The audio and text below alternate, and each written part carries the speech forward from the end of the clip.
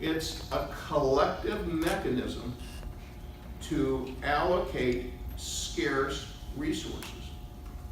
And I hate to say it, it doesn't matter what it is, at some point, everything we do in life, we have scarce resources, whether it's our own personal time, we're all gonna die. Whether it's our own personal resources, money, or our impact.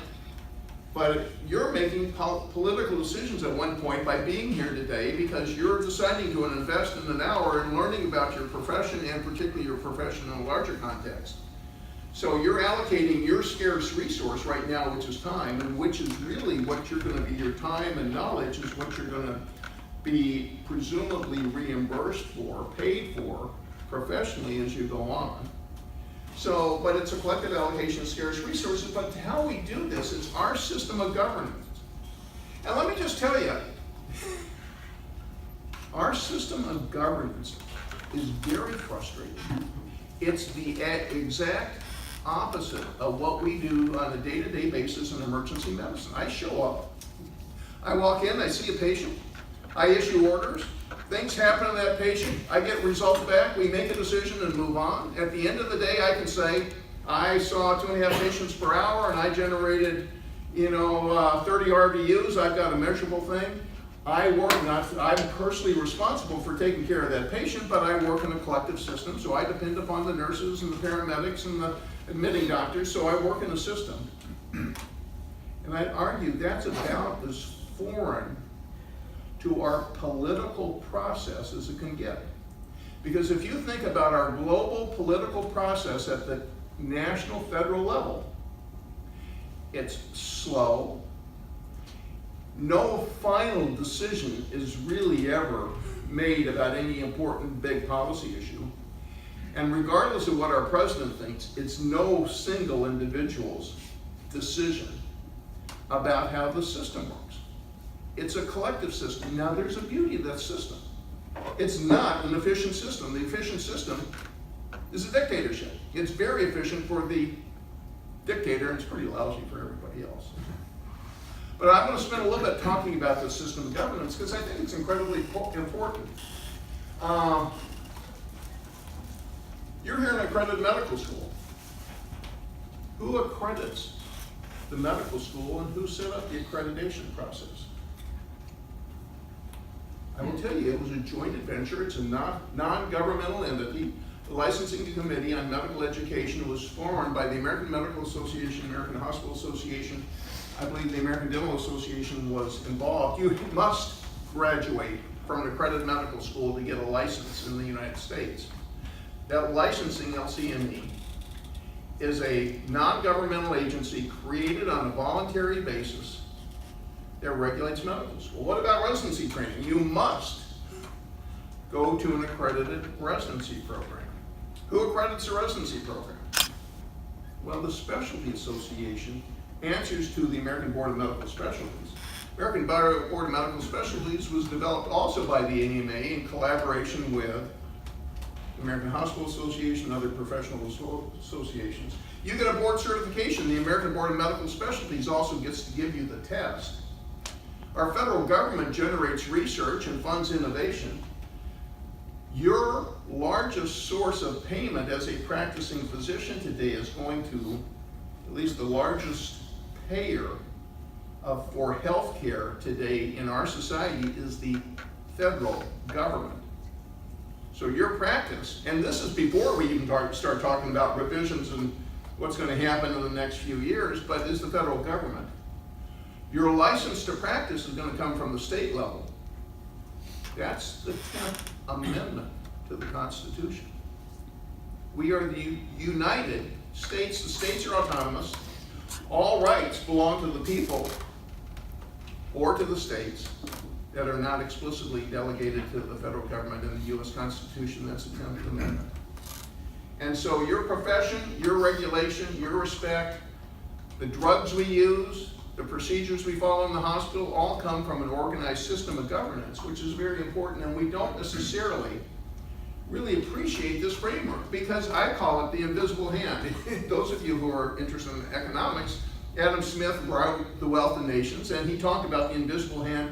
I'd argue our invisible hand is a system of regulation and checks and balances that generate a system that allows you to sit here today and gives you the luxury of having a framework to not only learn the practice of medicine, to get specialty training in it, and have a long career in it. And make no mistake, we can lose this system of governance.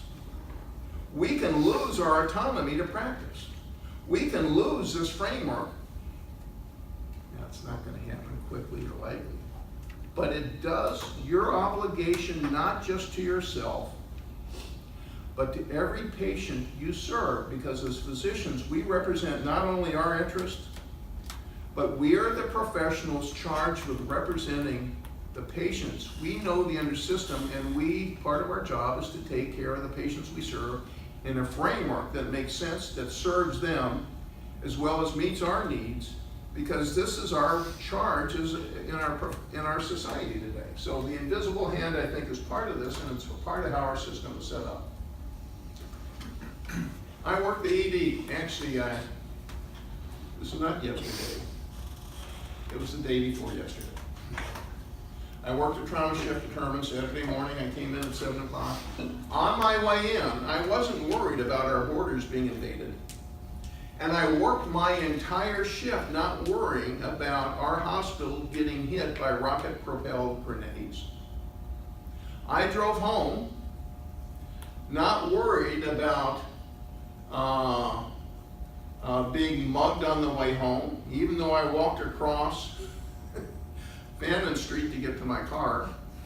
I slept very peaceably last night, not worried about my home being invaded. And understand, that is not something a very large percent of our world can say. And the reason I can do each one of these is because there's this invisible hand of organized military protecting our borders, organized police that are there 24 hours a day protecting our society and regulating our society.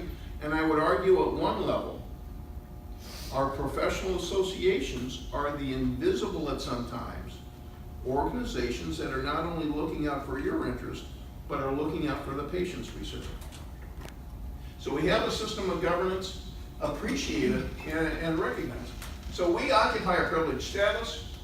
We are well educated. We're selected because we're able to motivated and intelligent enough. We provide a service. Well, we assume personal responsibility. We work in aggregate, but we're not necessarily really trained in the context of how we work. So how do we as physicians impact society? It is through our organizations and our medical associations. I'm going to talk a little bit about the TMA, and then I'm going to talk specifically about our specialty society. At the TMA and the AMA, it is physician members who are represented, much like a representative democracy, much like our Congress, that are elected to go, vote on decisions, majority rules, rights of minority are respected. It's not an efficient process. It's not a perfect process. But as Churchill said, it's the worst possible system of governance, except for all the others that exist now. So there's a sequence too, and I want to mention this to you, and I'll say this again at the end. You really have one goal here today. And you really have one goal for the next 2 to 3 years, and quite honestly, for the next 6 to 8 years. And that's your job, is to learn as much, gain as much knowledge, and acquire as much skill as possible so you can become the best physician you as an individual can do. And that's your job. You got to learn this. It's a huge body of knowledge. But just understanding, you're entering a world where there's a context, there are physicians out there that are representing your interest and the patients we serve, and this is in the framework of a larger society. So there are really 4 different steps to this process. One of which we as physicians need to make sure that we elect good legislators. Now, the technical phrase for that is political action. And political action means not only getting to know them, going out voting for them, It means we as a group go out and it's been said that money is the lifeblood of politics. But to run for office costs money. It means if you really believe somebody is interested in patients and your practice, even if they have an entirely different specialty, you have to fundamentally support them, not only through your vote, through your personal support, but financially to get them elected. So step number one is get them elected. Step number two is make sure we pass good legislation. We influence that. That's called advocacy. First Tuesday. Anybody been to First Tuesday? I gotta tell you, if any of you leave Texas, we are respected in this country by other state medical associations and by other specialty societies. Now, you might think you're lucky stars you're in Texas. In Texas, our Constitution provides that our legislature meets for 4 months every other year, which was incredibly wise at the time, but for 4 of the months, on the first Tuesday of the month, physicians show up in their white coat and go in and visit with their legislators on the Hill, and typically will generate 500 to 800 physicians up there. And let me tell you, I've been up there with medical students. And I have had legislators where I'm, walking around with 6 or 8 medical students in short white jackets walk out of their office and say, "Oh, you're medical students, come into my office, I want to talk to you." There is a reason with the last legislative budget shortfall, they still funded graduate medical education, and that's because medical students were showing up in white jackets saying, "I want to stay in Texas. You're paying for my education right now. Believe me, the state of Texas is paying for your education. I want to stay in Texas. You need to also fund my postgraduate training, because the likelihood is wherever I do my residency is probably where I'm going to live for the rest of my life." And there's a reason we got GME funding last session and the session before that, and it had to do with medical students showing up every legislative session for the last 8 to 10 years. It takes some time. It's a slow process. Influence good bureaucracy. Part of this is bureaucracy is passing good legislation. We had the EMTALA legislation, if those of you have heard of it. It was enacted at the federal government requiring us to see and treat emergency medical conditions. And they were enforcing it 3 years before we ever had the regulation. There's legislation and there's regulation that tells how the law is going to be implemented. That's a process that depends upon largely on our medical student staff, medical student employed, medical association employees who have the content expert but who are willing to do that. And then we need to impact public perception. How many of you have been involved with Be Wise, Immunize, or Hard Hats for Little Kids effort? Good. Texas Medical Association Foundation has some of these public outreach efforts. Be Wise, Immunize is getting out and making sure people get immunized from not only influenza, but the childhood diseases. Hard Hats for Little Kids is giving away, I forget how many thousands of helmets for kids who are on bicycle helmets. But these are public policy issues and depend upon our membership influencing public perception. No, here we go. No, sorry. Let me just see. So this is kind of what I call a cycle. We've got elected legislators. You impact the legislation they pass. That includes regulation. Your association is the one who kind of helps guide this. And that's ultimately we have goodwill in our society about how this is done. But influencing public opinion is part of this process. I got to give a little plug for the Texas Medical Association. Supported by physicians in 1835, about 100 physicians showed up to do it. We are among one of the most well-respected state medical associations. The reason we have tort reform laws in this state that protect emergency physicians is because we have a strong medical association. Now I'm going to shift gears for just a minute. How does this process work? Because I do feel you need to understand how the process works. I mean, I think most of us understand there's the U.S. Congress with House of Representatives representing populations, in the U.S. Senate that has state representation, and you got to have, it's called 539, I think is the number, but no, 536. If you want to pass legislation, you got to pass the House, 435 people, so you got to have a majority there. You got to pass the Senate, there are 100 people there, and then you got to have the president sign it. So what's that, 536? This is a picture, Sue Bailey actually, this is her picture when she was Speaker. What's the word speaker mean? Now, I'm not just talking about talking. Speaker is the presiding officer in the British Parliament. That's the presiding officer of the House of Commons. The House of Commons represents the ordinary man, and the Speaker is the one tasked with speaking to the Crown and to the House of Lords about the interests of the common people. This is a grassroots association that depends upon not only your membership, it depends upon your input. Sue is now currently the Speaker of the American Medical Association and will soon become the President-elect of the American Medical Association. I expect next summer. She is running unopposed. But it's this process where we have individual physicians who spend their time. So you need membership. We have a paid staff that's up there. They are, if you think about it, we're used to seeing a physician's office where you have nurses, that can, and medical assistants that can take blood pressure, and you have clerks that can register people, and that happens in the emergency center. It happens any place you practice, whether it's an office or emergency center. But we also have, if you will, our back office, which is our association, which has paid staff that have the content expertise and understand the nuances of all the issues that we deal with on a regular basis, whether it's the umbrella larger issues or whether it's specialty organizations. The House of Delegates is the business policy setting body. So in the TMA, it's members who set the body, and a deliberative body. I'm going to give you a picture of it here, a deliberative body in just a second, I'm sorry. It's in here. Does two things.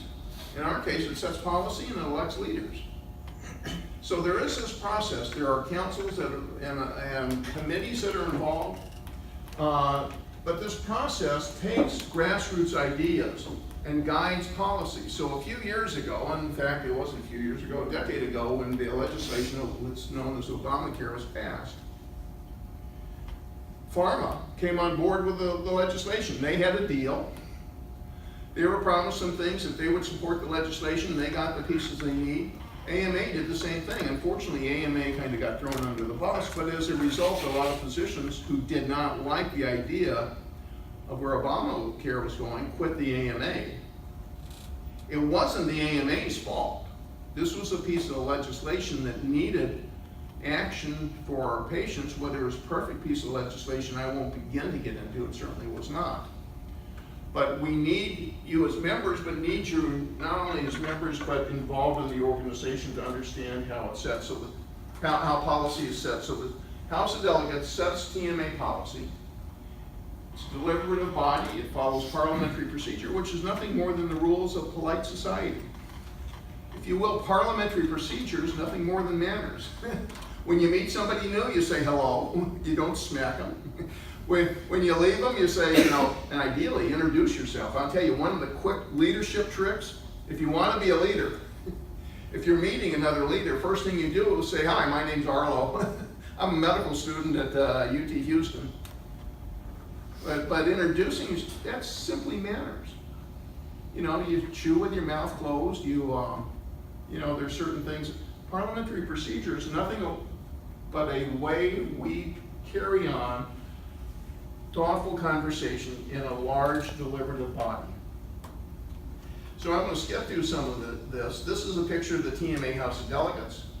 There are about 500 delegates that show up to this and spend 2 days doing this. I gotta tell you, it took me several years of going to these to figure out what happened. On the other hand, this is how our society works. This is not a whole lot different from what happens with our U.S. House of Representatives when they're setting policy, or what happens in Austin when we're setting policy.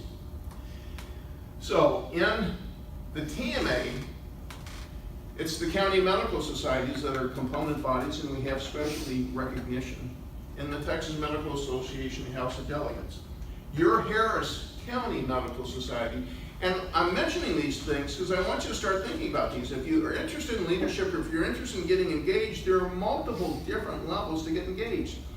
We've got County Medical Society over here that's just on the other side of the park above the Children's Museum, above the Health and Science Museum, that you can get involved in the committees. We make a conscious effort to make sure there are medical students on all the medical society meetings. The same is true with the TMA. I will tell you it's the same is true with our Texas chapter of emergency physicians and the American College of Emergency Physicians. There are ways to get involved. I'm going to go on a little bit and talk. So if you will, there are parallel organizations. The American Medical Association is the national medical association for all physicians. All licensed physicians, including MDs and DOs. And under that is the Texas Medical Association. Now I will tell you right now, you can be a member of the TMA and not be required to be a member of the AMA. We have had our political differences with the group. Our Political Action Committee is not necessarily joined with the American Medical Political Action Committee. If you're a member of Harris County, and I encourage each of you to be a member, you are a member of the TMA. And we do have input at the AMA level. Now, that's a little bit different. The American College of Emergency Physicians is the umbrella organization for all of emergency medicine. And this includes all our subspecialties, our academics, our EMS physicians, our other specialties. We have our state chapter, and we do have other EM specialty organizations. And I would strongly encourage you, if you are at all interested in emergency medicine, you should be a member of the Emergency Medicine Residents Association. I will tell you, within our specialty, our EMRA and our YPS are recognized among other specialties as being the most effective and the most integrated in the arena in our specialty societies. And you will meet incredibly dynamic leaders that are doing incredible things. And I will tell you right now, we just elected a friend of mine who came out of EMRA, who's an emergency medicine faculty at Baylor, to the ACEP Board of Directors. There are only 12 Board of Directors. She just became the new one. We have another faculty from UT San Antonio who's been on the Board of Directors now for a year. So these are local people you can meet and get to know. But we have our state organization, and each one of these organizations has a political action committee, which has a separate hierarchy and leadership, and typically foundations. It's the Emergency Medicine Foundation that was the original funding arm for research to help us as a specialty get off the ground. If you're going to have academic standing and specialty training in emergency medicine, you must have the academic currency, money, which includes published literature and an academic basis for your practice. And it was the Emergency Medicine Foundation that funded those historically, and still is the largest funder of emergency medicine research. So let me just talk a little bit about emergency medicine. I'm going to shift gears here. Again, I mentioned the American College of Emergency Physicians. You should be members. It's not particularly expensive. It does cost. I don't think that there's a charge right now for medical student members of the TMA. But if you're interested in emergency medicine, you should be members of ACEP, and that will get you membership in the emergency medicine, not only in the Texas College of Emergency Physicians, but get you membership in the Emergency Medicine Residents Association. I'd strongly encourage, this is really where you want to be involved. The medical students are folded into the EMRA, and so have their access to leadership through EMRA. Again, emergency medicine promotes the highest quality emergency care, and it's the leading advocate for emergency physicians, for our patients, and for the public. We speak as physicians to the public and to our legislators, not just because we're self-interested, but because we are representing the patients we serve. So we are involved both in the AMA and at the national political level. Our Texas College exists, and it's a group of fun people. We are having our national meeting here in April. Do you remember the date? I can tell you the date. It's April. It's here in Houston. We just had our TMA meeting here last May, which I realize doesn't help you too much. But the TCEP will meet here April 13th and 14th. in town, and I would strongly encourage you, if at all possible, to make an effort to come down. Typically Saturday the 14th is when we have our medical student meetings, committee meetings, educational programs, and leadership activities that I strongly encourage you to attend. And certainly we are involved with the TMA and setting state politics. And again, I can't tell you enough how, if you're going to get involved with one organization outside of the school, the Resident Association, EMRA, is where you can not only learn leadership skills, learn policy, learn clinical practice, learn and with your colleagues. And I gotta tell you, one of the beauties of these organizations, you know, I got involved by accident. I wasn't quite sure what I was doing. I got asked to a meeting and kind of got engaged. But when I go to our national meetings today, I go into the meetings and I'm among a group of friends that I've worked with. We share the common practice of emergency medicine. And one of the beauties is when I get really frustrated about some problem going on here, I go to the meeting and I realize, oh, this is not just my problem. This is going on both sides of the coast and all over the country. So you begin learning what's kind of your issue locally, but what, in fact, most of these issues are shared. But I got to tell you, the other part of this is, I go to these meetings, I realize I've got friends that I've known for 20 or 30 years. I have a bond with them, and the bond is not because we've been out emoting or drinking beer together. The bond comes from working through difficult political issues together as a group and overcoming those issues and moving on together. And when we have these successes, and we just passed, waiting the president's signature, a bill through U.S. Congress for the House of Representatives and Senate authorizing the practice of pre-hospital medicine, including the ability to give narcotics, even though this has existed for years, but the DEA changed its opinion, and we had to have a bill providing changes to legislation, statutory regulation that allowed changes to regulation.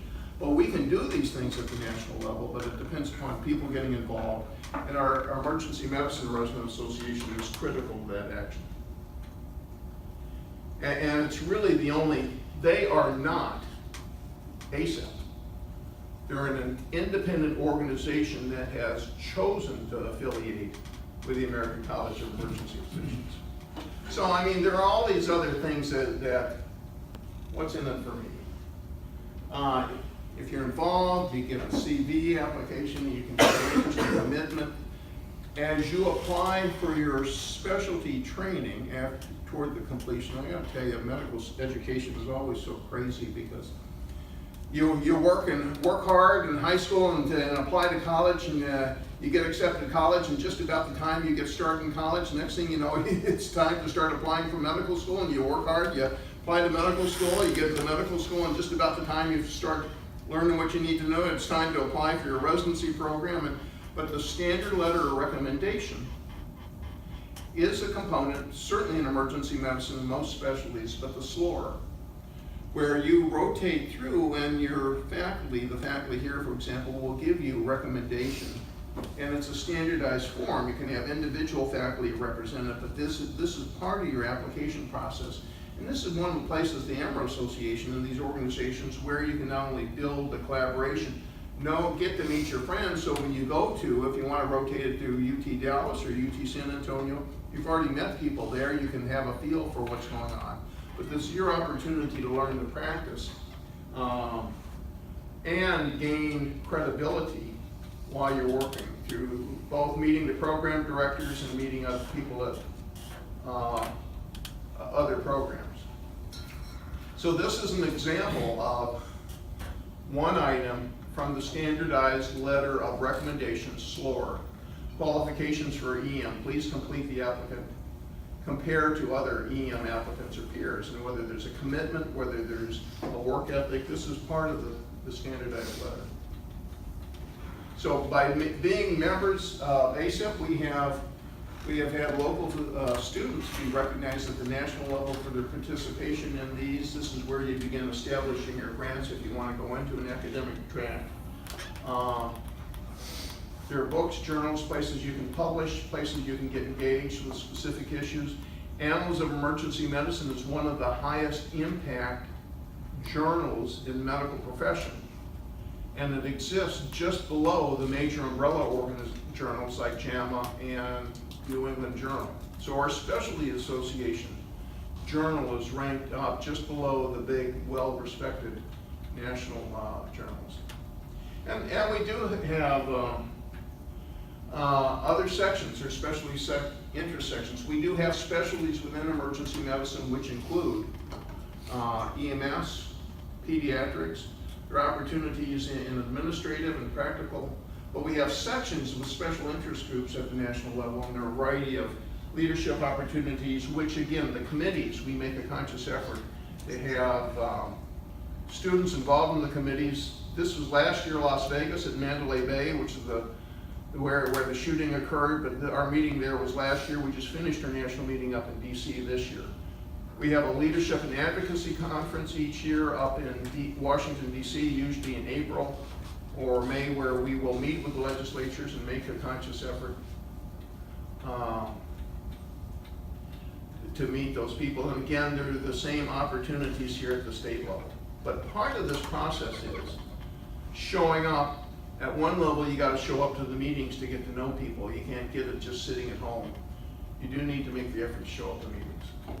And I want to move through some of these two through here, but there are awards.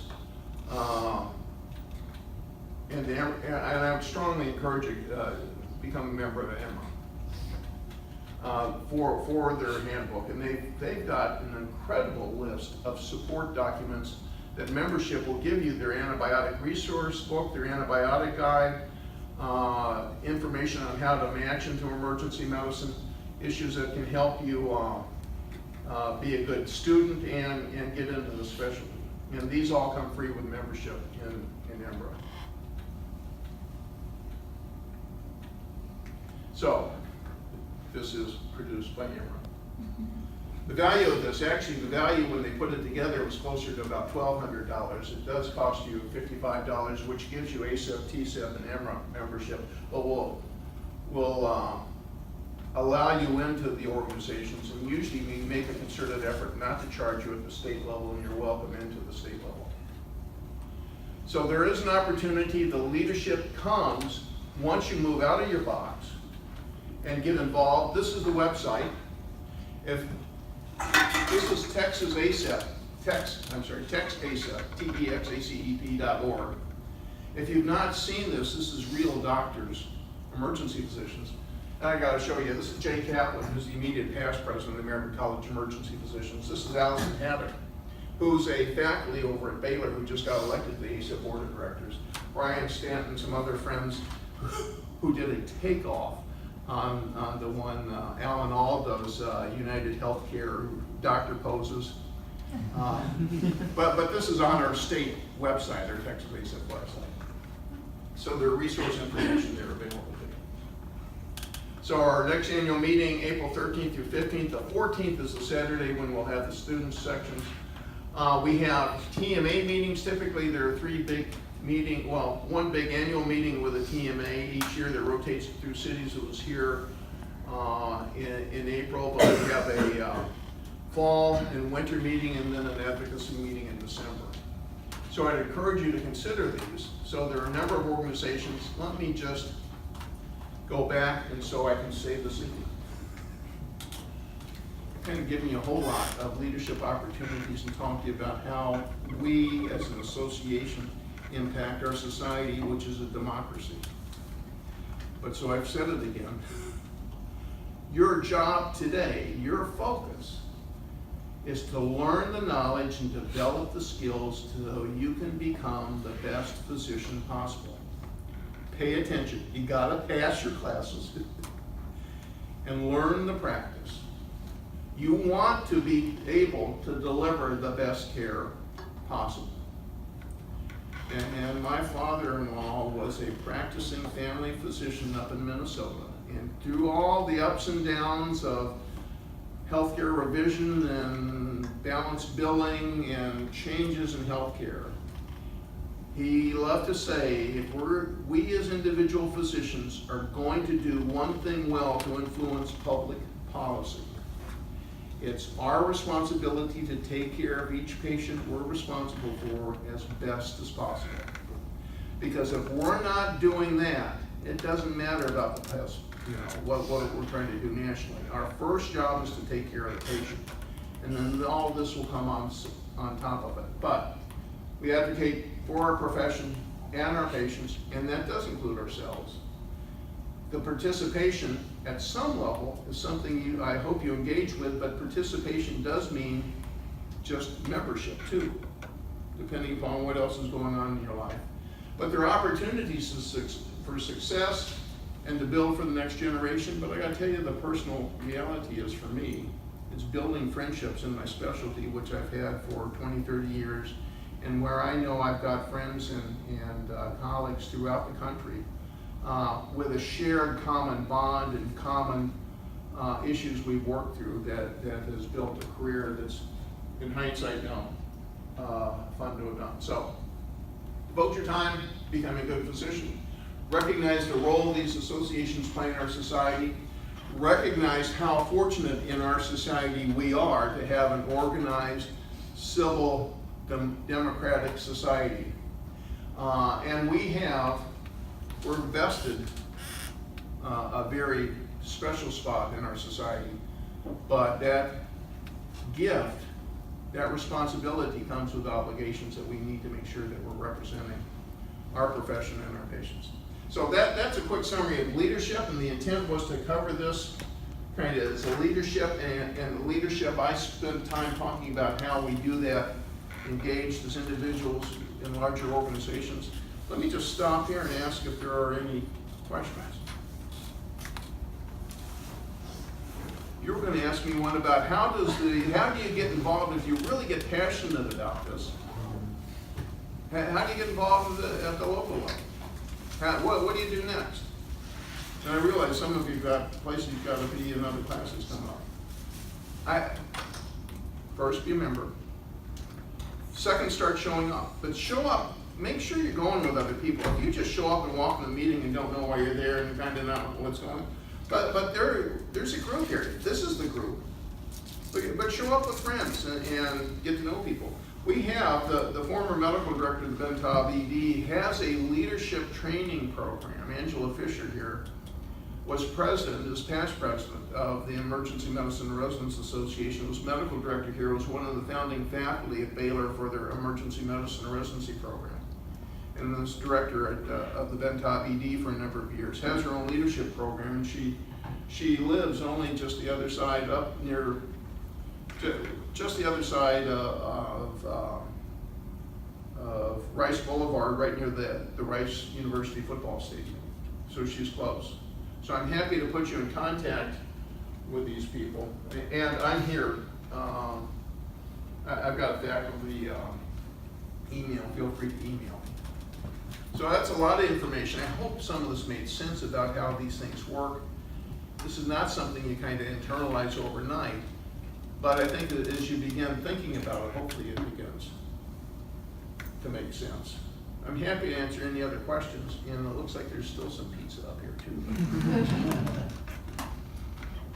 Well, I appreciate the opportunity to be here. Good luck, and I look forward to seeing you around. And if you see me in the emergency center, come up, please introduce yourself and tell me where we met. But